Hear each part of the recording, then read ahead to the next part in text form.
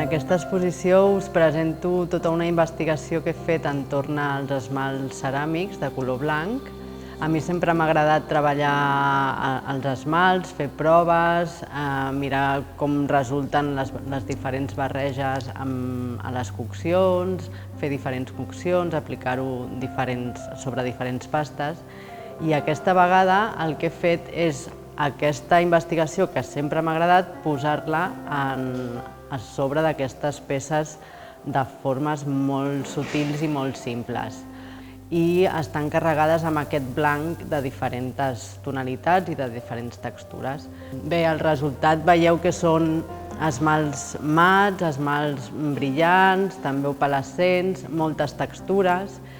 Jo m'he passat molt bé fent-les i espero que vosaltres també gaudiu de veure-les i de tocar-les.